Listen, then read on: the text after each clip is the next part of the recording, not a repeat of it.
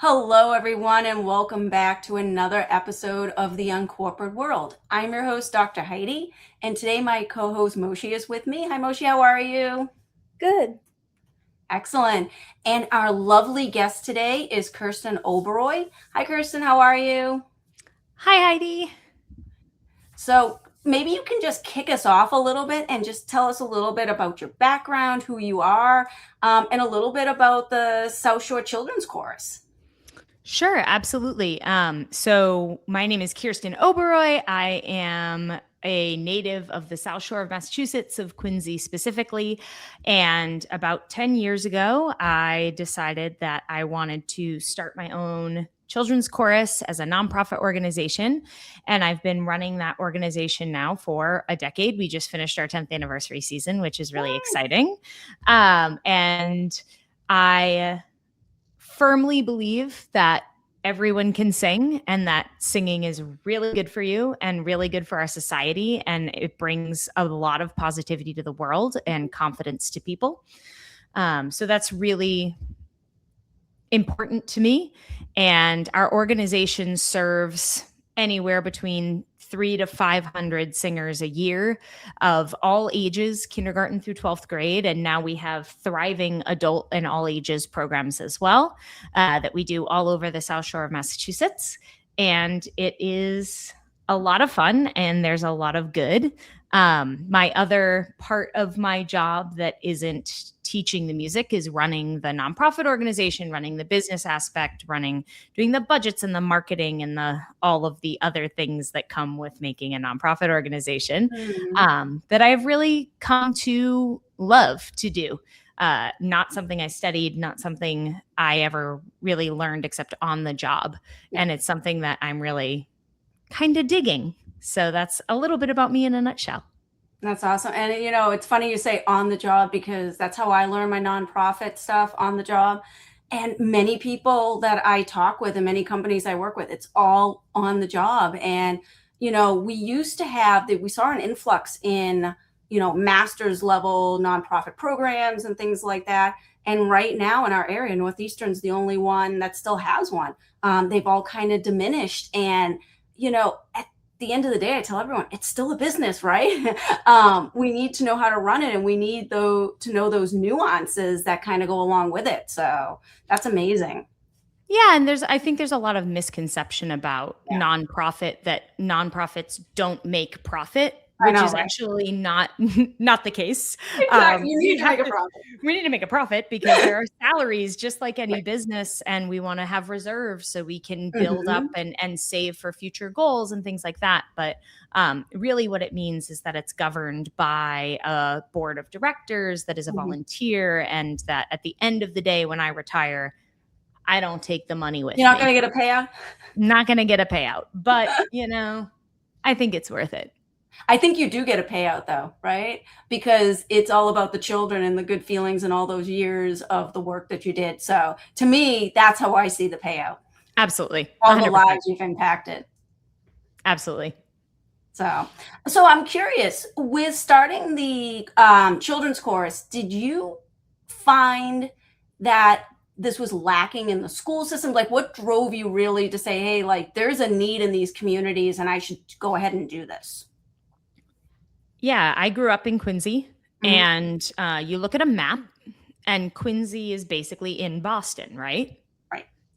Except if you live there, right? And then maybe not so much. Right. So there's a lot of opportunity and artistic opportunity for people and kids in Boston proper. But you get about 10 miles outside of the city and it actually gets a lot less common. And there was no children's chorus on the South Shore. And unless you really have the home life that can support it, you can't really get a kid into the city for a 5:15 chorus rehearsal once a week from Hanover, right? That isn't really something that's going to happen for most people. And so really what I wanted to do was create something for kids like me who wanted that extra travel soccer, but it's chorus experience, club soccer in a way. And I really wanted to do that in my hometown, in my area. And what that quickly turned from just wanting kids in my community to be able to have what I didn't have when I grew up, it kind of really turned into, actually, I really want to do this differently than other people do it. I want to prioritize different things. I want to redefine relevance in choral music. I want to understand how music can connect people and use it as a vessel to do so with expression and intentionality, rather than just sort of perfection of performance. I wanted to be a welcoming place where people could actually just like try singing. So it's a little less scary. And that's sort of what the past 10 years have been. So it started as a want for my community, but sort of morphed into a project of how can I really make an impact in people's lives and give them joy and connection and friendship and relationship, with singing as like the thing that we use to do those other things. That's amazing. I'm just taking that all in because, we can assume the benefits that it would give to children and all of that, but to hear the cases and to hear you first-handedly talk about it and what it's giving to the kids, I mean, it's just absolutely amazing. And I would imagine too, that it sets them up well. We're always thinking about how competitive it is as they go into college and they're applying, that having even something like this as being part of something like that is going to help with their college applications and things like that as well, I would imagine. Yeah, and I actually think I'm a firm believer that it goes much deeper than sort of what's on the resume. What we're actually doing is we're taking a generation of human beings that mostly communicate with a small box and through their fingertips, right? That's how they're used to communicating. When I was even, I'm not that old, but when I was in high school, we actually didn't text very much. We mostly called each other and then saw each other face to face. And when we're doing that, we're learning nonverbal communication, and we're actually practicing hearing the sound of our own voice. We're practicing saying something that we cannot take back. You can type a text out and then delete it because you've decided you don't like it. Right. You can't do that with a sentence, right? So we're practicing all of these skills, and today's youth are actually very used to a very different communication style. And this impacts so much more. Like, it doesn't even have to do with singing, right? Like, it has to do with being able to raise your hand and even say something in classes, right? And being able to voice your own opinion. And so when you're singing, when you're in a choir rehearsal, number one, you have to get used to the sound of your own voice and what it feels like to make sound. And that is just a good practice for everyone right now with communicating via email, text, social media. And number two, you have to make mistakes in front of other people. It's just the only way to do it in a choir or music or band rehearsal. You can't hide that. When we get math tests handed back in class, if you did well, you're supposed to be modest about it. Don't tell anyone. And if you did poorly, you're supposed to be shamed about it. Don't tell anyone. Exactly. So that's all sort of all you. You get to know how well or poorly you did, and that's just a you thing, and you deal with it. But in chorus, we do that as a community. You sing a wrong note and all the people around you are going to hear it. And how we deal with that, the culture that's built around that, can actually really change the confidence level of whoever is singing or participating in that music ensemble. So I think there are just some really important skills that we are teaching, because it is 100% live action You have to be there to do it. You have to do it with your body. It has to come out of your own voice, and it's gonna be wrong sometimes. Mm-hmm. And just coming to that conclusion, and then for me, as the culture builder in the room, building a culture that is accepting about that, that says, oh, cool, you made a mistake. Let's work together. Let's fix it. And then we'll all be better because of it. And there's no shame around that. Like, that's cool. Mm-hmm. You made a mistake. That I heard it. So that my job is to help you. What don't you understand in this? I can help you sing the right note. That's what my skills are as the teacher. And again, that particular skill can be in social studies class. It could be in math class. It could be in any of those classes, but they're really learning it firsthand in choir. And I think I've just seen kids change, actually change, because they start to just become comfortable with making mistakes and the sound of their own voice. Wow, I like that. Moshe, what do you think about that? It's your generation that we're referring to right at the moment, who's on the cell phones all the time. And I mean, I've seen it too. Do you think your friends and stuff would be receptive to this and putting their phones aside and trying things like this? Or what's your thoughts on this? Well, personally, because my parents are pretty strict, so like my own cell phone doesn't really have like social media on it, and actually it doesn't have a phone number on it, but like so it could be only used as like a camera basically. Mhm. But I know that definitely like I've seen like my friends and just like classmates around me will have their cell phones out if their like parents are more lenient about it. Mhm. Um, I'd say, like, if because, like, they still know, like, I think they still know that it's not a good thing, but sometimes, like, especially, like, scrolling and, like, short form videos can get really addicting, and that's, like, one Mhm. of the main things that, like, they'll probably if they're on their phone, they'll probably just be doing something like that, and, I think if, like, they were made aware of it, which even though they are, but, like, you probably have to remind them a bit more, like, continuously, Mhm. they'd still be open to trying, like singing or like choir because like a lot of them must be interested in that type of stuff too. But um I think you guys are right, like about like our generation like is kind of just like stuck on phones.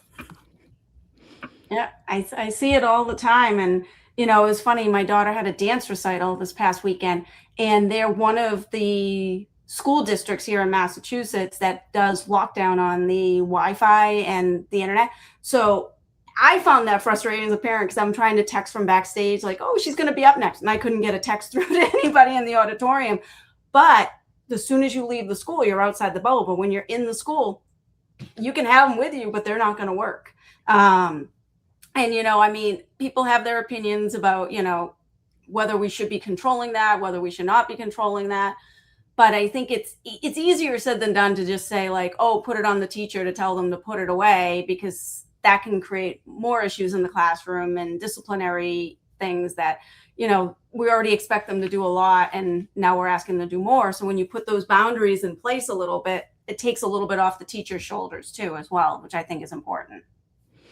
Yeah, and I think also when you have activities that Mhm. you have to be actively engaged in, like sports Mhm. or like singing or playing an instrument, right? It's tactile. You're busy doing things, so it's actually less distracting because you actually have a task, you have a goal. I think it would be much more difficult, and I find great, you know, all the power to um, classrooms that have different content that Right. maybe that's not as easy to do. For me, it's very easy to do. The phone has nothing to do with my process, Right. right? It has absolutely nothing to do with my process.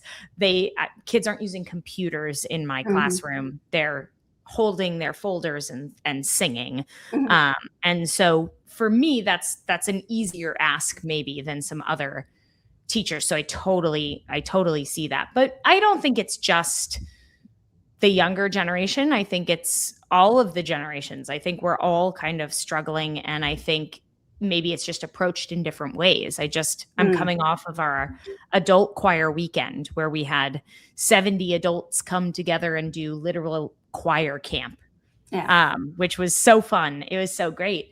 But they need it in a different way. They need Mhm. that reminder of what it's like to connect. Mhm. And the reminder of what it's like to try something new. This past weekend, I had 4 people perform their first solos ever as adults. Oh, wow. They had never sung a solo before in their whole lives, and then finally in their 40s they sang a solo. In their 20s they sang a solo, and it's just been really cool to see the uncovering of adults in this too, of saying, Mhm. I've always thought I loved singing, I've always loved music, but I never learned how to do it. Or at some point along the way, somebody told me I was a bad singer and I never Mhm. opened my mouth to sing again.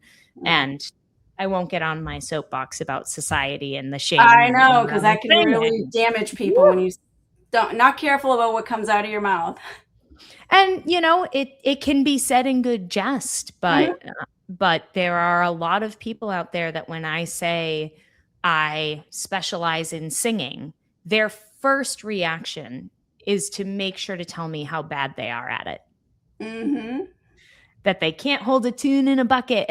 And for me, my approach to that with curiosity is, what's the story behind that? Yeah. What's your singing story? Because your singing story is that something in your world made you believe that. And, for some people, they're not going to want to change that story, and that's okay. Not everybody Yeah, has to like the thing. But there are some people that story can change. And I think that that's a really beautiful thing. absolutely.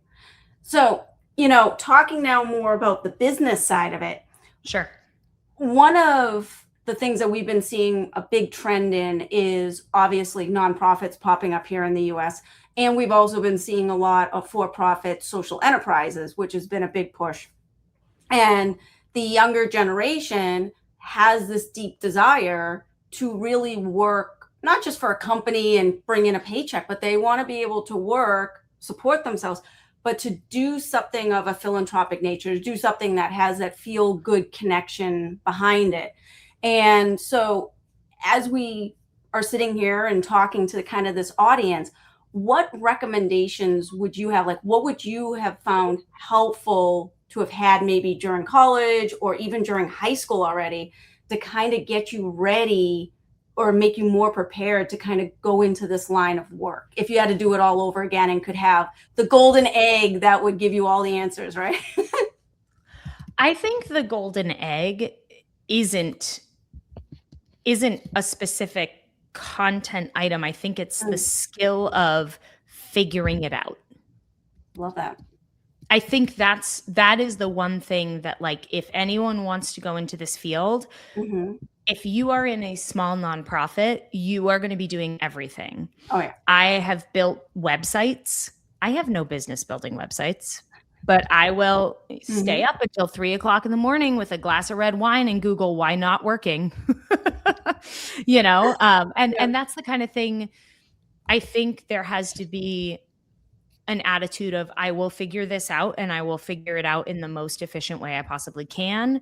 And also that I have the understanding that right now we are in an information age where we are surrounded by resources, Hmm.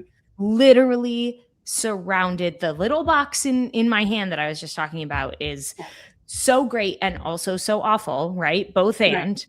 But we are surrounded by so much information that it's actually crazy that anybody can pretty much do anything, in a wonderful way. Like, if you want to do something, you can figure out how to do it, but there has to be a work ethic to it. There has to be a quality control to it. Yeah. So I think, like, if I were in college, I ended up doing a lot of things in college that actually helped me on the career path that I didn't know I was going to have. For example, being the president of the musical theater club Mhm. or different things like that, where I was in charge of putting on productions or giving people jobs and delegating them. I think lately, where I am super interested in learning is just people management. I think that that's something that, I mean, my degree is in music composition. I didn't have any people management courses. And for a while, just being good with people worked really well, right? I'm a friendly guy, I'm a friendly guy. Like people like being around me and I'm kind of fun. But that only lasts you so long as the business grows. And that's sort of the lesson I've been learning the past couple of years is how do you approach issues? How do you approach problems? How do you inspire the people around you to continue to want to grow and learn and offer those opportunities? And I think that that's something that was definitely never taught to me. And I had to go and read a lot of books and talk to a lot of people and try and figure out. And I'm getting better at it slowly but surely. But you can always find the answers you need either on the internet or from other people. If I have problems with HR, I look in my network and I see who has HR experience. Can I take them to coffee and be like, hey, can I pick your brain? Can I pick your brain? I think is one of the strongest questions you could ask somebody, because that's how you can learn from them. So I really think if anybody wants to go into this, don't think that you're going to go into it in one vein. If you're like, I want to do marketing for a small nonprofit, you also better be able to do other stuff, because that's what you're gonna have to be doing. And that's kind of actually why I like it. It's always something like every day is different for me. I never have 2 days that look alike, which is great. It's so fun and occasionally overwhelming. But, all's well that ends well. So a lot of balance. A lot of balance and a lot of learning on the job. So I'm hearing networks are important, huh? Networks are very important, and you never know when someone's going to come back around. And that's something that I've really seen happen over and over again. Is I'll meet someone, and then, a year and a half later, I'll run into them again, and they'll be like, "Oh, actually, I forgot. My sister's kid just turned into kindergarten. Like she loves to sing. She did Let It Go at our, at our cookout. I should have her do South Shore Children's Chorus." And then boom, I just got a client from somebody that I met a year and a half ago. Or just being out in the business community. I think it's something that specifically arts organizations don't do well, is really engaging in the business community. I'm an active member of my local Chamber of Commerce. I'm a board member of the South Shore Young Professionals, which is a networking group that I'm really engaged and involved in. I've gotten grants from the Chamber of Commerce. I've gotten donors from being there. I've gotten supporters of my organization, people who now know my organization in the community, and they share about it. And I think that that's really underestimated is networking. Well, I'm just going to throw this one out there. I didn't even know about, and I've lived here my entire life, I did not know about South Shore Children's Chorus till I met you. And now that I've learned about it, guess who I'm going to be telling? All of my mom friends, and my daughter goes to Sacred Heart, and I'm going to be telling all of them, be like, hey, this is really cool organization. If any of your kids want to do this, I don't know if you knew this was out here. That's how networking works, right? Absolutely. And that's why you say yes to all of the opportunities like this. And it's really, this is how you get your name out there in the community. You can't just rely on things coming to you. You have to be active about it all the time. And it's funny, this has been a theme that has come up. I'm not going to say every single podcast we've recorded so far, but I would say 90%. And I'll put a disclaimer out there. They don't know each other. They're from different industries, different walks of life. So this isn't planned. But that networking is so critical. And, one thing that I feel the skills that you're giving kids is setting them up better to have those face-to-face conversations, to help build those networks, to have that confidence to say, I don't really know this person, but maybe I can ask them to have coffee with me and just chat and talk about it. And I love the messaging of you never know what's going to come around. And that's what I tell everybody. I said, when you talk to somebody and you write them off, you just wrote off a potential future. And I said, I get it. I get it. There's times that sometimes you talk to people and you're like, oh, it's a great conversation, but I don't see how it connects right now. But you don't know who they know. You don't know what connection you might need later on down the line. And I can tell you, if you didn't nurture that network and you go back like a year later, you're probably not going to be as receptive to helping you.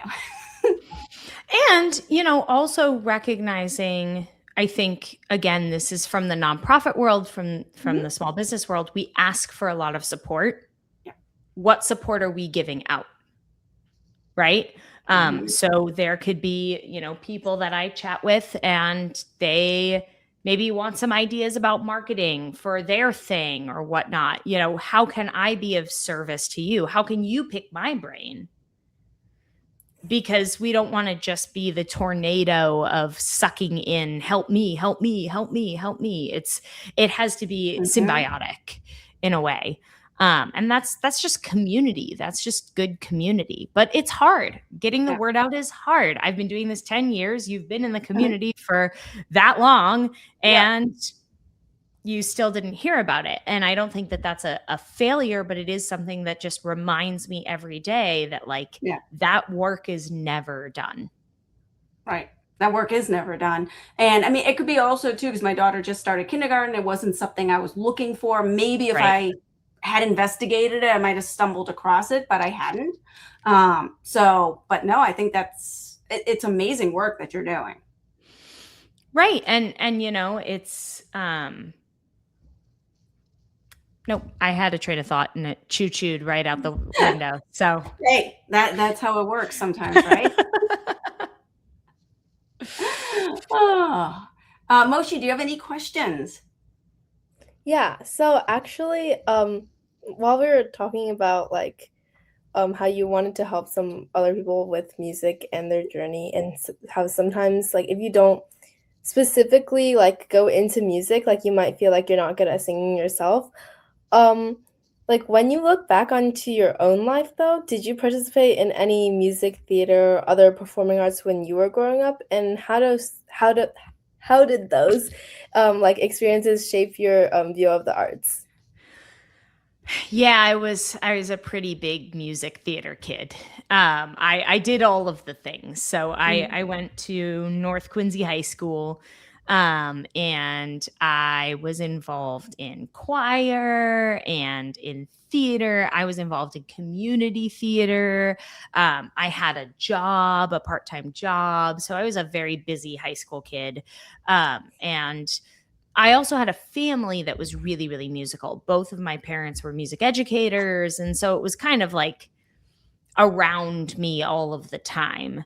And I think what sort of shaped me as I went and I studied music was I was really fascinated with other people who were in my music programs with me that maybe didn't have a home where everyone in their house was a music teacher. And I was like, how did you learn this then? Because I had such a strong upbringing in just being around music all the time. And that was what really started to interest me in really getting good at my pedagogy and really understanding, how do I transfer this information? How do I actually give people building blocks to this? So that way people can see that singing is actually a skill. It's not a talent. And we have all these shows on TV that say you can just show up and either you're talented or you're not talented. And that's, either you get the ding, ding, ding, or you get 3 big X's that say, no, you are not talented. And I think that, that's a pretty black and white way to look at anything, is either you're good at it or you're bad at it. I think that there's a lot of gray area in that and a lot of growth that you could have. And I really, truly believe that anyone could do anything. Like right now, I'm not a basketball player. It's not something I do regularly. It doesn't mean I can't play basketball. I could play basketball. I would probably need lessons and I would need help from someone who knew how to teach me how to make my body give enough force in the right way to get the ball in the basket. I would have to practice those skills pretty regularly. And now that I'm an adult, it might be a little slower than, as, 5-year-olds running around, but it doesn't mean I can't do it. And I think that mindset as we get older as adults starts to fade out. And that's why I am so in love with our one night choir series that we're doing, where anybody can show up for one night and I teach one song, no performance, no pressure, no commitment, and then you leave and it's super fun. So I think that's sort of how my upbringing led to where I am, is that it was really intense on music. And then I wanted to kind of figure out, well, how do I transfer that to people in the most positive way possible, in a way that anybody could learn it? I'm wondering, you grew up in a household and you led that same question, like, how did other people learn about music if they didn't grow up in a household with it? And I'm wondering, how do you reach, and this could be for any business that needs to do anything along these lines, but how do you reach parents that maybe don't have a musical background, that don't realize the importance of it? Maybe their kids haven't shown an interest, so they don't go looking for it. But I need to reach these people. I need to educate them. I need to make sure they understand the value. Still, maybe they won't convert. Maybe they won't come join. But how do you get that messaging across to people who may not know they need to hear it? That's a really good question. I will say it's not necessarily easy. I do think millennial parents are really good at wanting well-rounded kids and letting their kids try. Like when I was in high school, it was like you were a sports kid or you were a music kid, and like there was not really crossover. It wasn't really what we did. And I'm seeing now more and more in these younger generations that kids are doing a lot of things and well. Oh yeah, I am really into volleyball and I'm really into chorus. And that just wasn't a truth when I was in high school. So I do think it's a little bit more of that. I think the conversations I have the most are actually with the youngest, the kindergarten through second grade parents, who will ask, or they'll say, oh, she enjoys singing or he enjoys singing, but I have no idea if they're any good at it. And my answer is always, why does it matter? Right. You don't put your 5-year-old in soccer because they're already good at it. Why do you put your 5-year-old in soccer? Well, for number one, there's social reasons, right? And that's how parents make friends, and you're sitting on the sidelines together and it's so fun, and they're learning teamwork and they're learning to listen to their coaches and they're learning all of these skills. And yeah, they're like kicking a ball around, but for the most part, they're not having a soccer game. Right? Like that's not really what's happening on the soccer field. And so I think with music, there's again this idea of talent locks people up and says, oh, well, you have to be talented in order to do the thing. And I will say, I think a lot of arts organizations, especially the really rigid auditioned ones, don't help that mentality. So I always tell people, do you think that they'll have fun? If you think they'll have fun and they want to try it, let them try it. The other thing that I do actively, and I worked on it especially for this year, and I changed my policy a little, is our program, our main ensembles run from September to May. And we offer September as a trial month. Oh, nice. So people can sign their child up and sign up just for, you can pay for just the classes in September.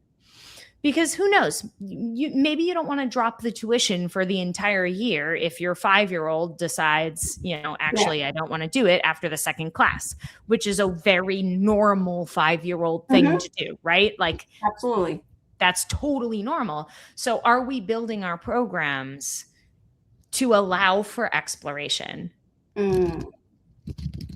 And that, I think, really helps, is because the parents don't know maybe what they're getting themselves into. Maybe they never sang, or maybe they are the ones that sang in middle school choir who had a teacher who told them they didn't sound very good, so they quit. And they carry that pain, and they don't want their child to experience that pain, right? And so I totally understand it. And also, I hope to break that shame around it down just a little bit, and really say, hey, this is for everybody. Everybody can do this. So I don't know that that's a perfect answer, but I do think that there's a lot better mentality in parenting now than it was when, we were kids, of, hey, try a little bit of everything and let's really find what your thing is. Yeah, I agree with that. And I mean, one of the things too that I think is so important is the brain development, all the things that come along by giving them that exposure. But then it helps them figure out, by the time they hit middle school, by the time they hit high school, what are those 2 or 3 things that you're most passionate about? Because how do you figure that out if you haven't been exposed to other things to see what's available, what's out there, what are the things that I can do? Absolutely. I mean, some of my favorite stories are, we'll have kids that come, maybe they'll do choir for a year in 2nd grade, and then 3rd grade, they try something else, but they come back in 4th grade. Yeah. Because they're like, oh yeah, I tried, lacrosse and gymnastics for a year, but I didn't really like that. And I asked my mom if I could go back to chorus. And I think we can sometimes, as people who run these activities, our hearts get really attached to the human beings, right? And we're like, no, don't quit, don't quit, don't quit. But there are some people that need to quit. They need to quit. They need to go try something else to know, to experience, to explore that actually, no, I really did like that. Or maybe they find that they didn't. But if we make quitting an experience that makes them feel bad, they then attribute that feeling to the entirety of the activity. It's not, they hated me when I quit chorus. It was, they hated me at chorus. Right. Yeah. So finding a way to just let people go and say, hey, the door is always open. We would love to have you back. And then the next year, you invite them back again. Hey, you're still on my email list. I know you were trying lacrosse last year. I'm wondering if you have time in your schedule to come back to chorus. We'd love to see you again. I don't know. I just think it's important. Yeah. So I think, if it's okay with you, I think Moshi prepared a little quick game. Ooh, a game? I love games. Yeah. So this game is like it's like a lightning round. So it's just like quickly answer, like I have like a list of questions, and then you could just quickly answer the question in like a couple of words. Should we start? Yep, go right ahead. Okay, let's go. So the first one is, what's your favorite song of all time? Something by Sarah Bareilles. Anything by Sarah Bareilles. I just love Sarah Bareilles. I will go check that out. And have you ever attended a concert, or what's the first one that you've ever attended? Mostly I just go see Sarah Bareilles. But the first concert I attended was the Mix 95 concert. Oh yeah, I remember those. Yeah, it was like Maroon 5 was in it. That's all I remember, but Maroon 5 was in it. I also, in 7th grade, I saw All American Rejects, and the starting line opened for them, and that was pretty banging too. Um, I think I already know the answer to this question, but would you consider yourself an introvert or an extrovert? Yes, I am the definition. Actually, when you look up extrovert in the dictionary, it's just a picture of my face. There you Oh, go. Yeah. Yeah, exactly. No, I'm very extroverted, but I do love introvert time. I have two golden retrievers that we spend a lot of time together, and I like to just pet them in the quiet sometimes. how about your favorite musical? Spring Awakening. It was very Mm. cool in like 2008 when I was in high school. It was very cool. It was our Hamilton, and it was very influential to me. How about morning person or like night owl? Night Owl. Me One of my too, me favorite things about not having to work in the school systems anymore is that I Mhm. don't have to get up in the morning. It's so great. I love too. it so It's too much. hard to wake up. It's like your my brain isn't even working for the first like 10 minutes. Yeah, no, no. I Mhm. am I am down as a night owl for sure. Favorite inspirational quote?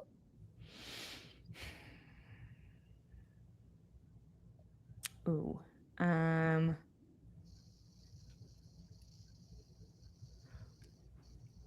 oh, that one's really hard. I feel like I have like a ton of them, but they're not coming to You my can pass. brain right now. Um You might not win the $1 million prize, but no. Okay, if I think of one, we'll come back to it. Okay, that Okay. works. Okay.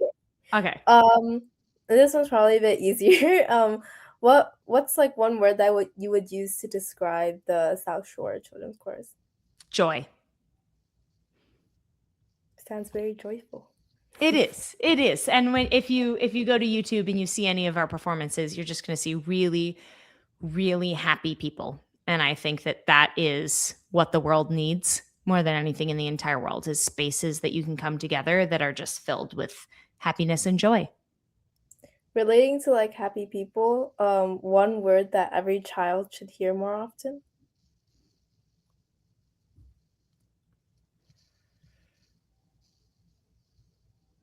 or maybe like a phrase, you know. Yeah, yeah, yeah, yeah. I think try again. Mm, I like that. Try again. But I think not in a mean way, but just like Mhm. a just try again. Try again, without any shame around it. Just try again.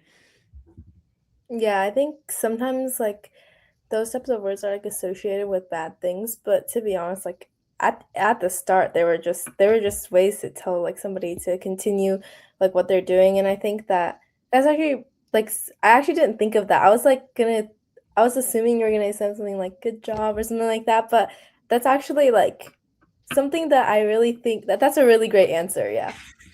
Thank you. Yeah, I think it's really important, and I think it builds independence when you just say try again, without any other problem solving, without any other, let's just try it again. Let's just try it again. There's no problems. I'm not going to give you any more solutions. Just give it another try. And I think that's what kind of builds that resilience, that independence, but in a way that's nurturing and encouraging. I'm not telling you, try again, because you did it wrong 1,000 times, but just, I'm here, I'm standing next to you. You got it. Try again. Yeah. Another one about like finish the sentence. Every child deserves.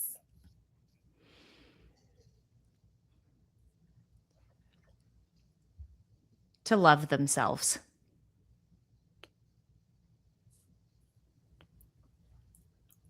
Well done. I don't even know what to say. I think that's also another really good answer. They do. I think everyone in the world deserves to love themselves. And I think if we can create spaces where they can explore what that means and what that looks like, and I think someone's voice, a voice is as unique as a fingerprint. And when you can learn to love the sound of your own voice, you learn to love a part of you that, maybe you didn't know you loved before. All right, and then moving on to like something more fun. If music had a superpower, what would it be?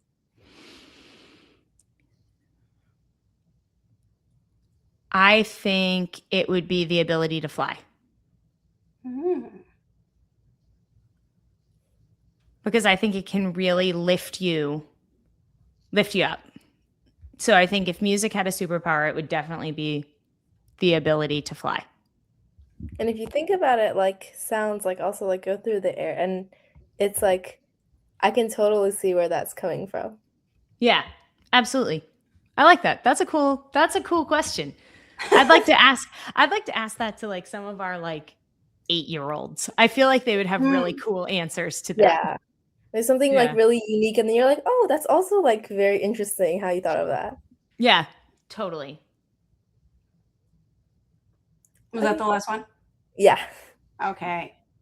So you said 10 years, right? 10 years. 10 years under your belt. So what do you think the vision is for the next 10 years? What are you hoping? Yeah, I think really what I would like to see in the next 10 years, and it's already starting, is the community is growing so much beyond children, and it's growing beyond like the normal model of we're going to have some classes, then we're going to have a concert. Yeah. So really what I'm interested in the next 10 years is finding ways that like chorus can become and singing can become an actual integral part of the fabric of the South Shore community. And it doesn't have to be in the way that it traditionally would be, which is, oh, we're going to go to this concert. Right. Okay, but like what else? What else do businesses who want to do team building and, or corporations that want to do team building, how could music and singing be woven into that? How would that connect people in a different way? How does it make them vulnerable in a different way? Maybe they would hate it. Could they explore why? I really want, especially in my community, my hope would be for these next 10 years is that at least people are exploring that question, is why do I have such a stop emotionally and mentally when it comes to singing? Why can I list for you all of the members of my family that can sing, but I just didn't get those genes? What is it about singing that makes you so afraid? And I don't say that in a judgmental way. I really mean it. Like, what is the story behind that? And how are we uncovering that? Because singing used to be a huge part of society. Right. Communal singing was huge and still is in many countries around the world. When you go to church in an African country, it doesn't matter if you can or can't sing. You be singing. You're going to be singing. That's how that's going to go. And we've lost that here. We've lost communal song. Kids growing up don't know patriotic tunes anymore. They don't know Christmas carols that much anymore. And with the hyper individualism of our music and art tastes, right? It's actually very cool to find something that that no one else knows about. So that being said, like, where is that connection through singing? How do we pick a song that everyone knows? It's getting really tricky. So I don't know. That's sort of the large scale mission that I'm trying to tackle in my little corner of the world, to see, how could it really impact a community if there are generations that are very comfortable with the sound of their own voice and really kind of taking a look at singing in through a different lens and a different landscape. I love that. That's a very ambitious goal. I'm an ambitious guy. What can I say? You know, I think you can. I have all the faith that you will make that happen. I'm nothing if not determined. I love it. I love it. Well, thank you so much for being on with us today and giving us your time. And, you know, maybe we'll circle back in a few years and see where you are in that, on the trajectory of that goal. I would love that. And That'd be awesome. Thank you for having me on. To anyone who's listening, you can find us on social media at SSC Chorus or at www.sscchorus.org. I would love to connect with anyone who's interested in supporting or joining the organization. And I really appreciate just the opportunity to chat to a new audience and to tell you a little bit about what we're doing. And just go listen to the kids sing because it's beautiful. It's pretty kicking. They're pretty good. Yeah. I like them a lot. Well, thank you very much, everyone. Thank you, Dr. Heidi. Thank you, Moshi.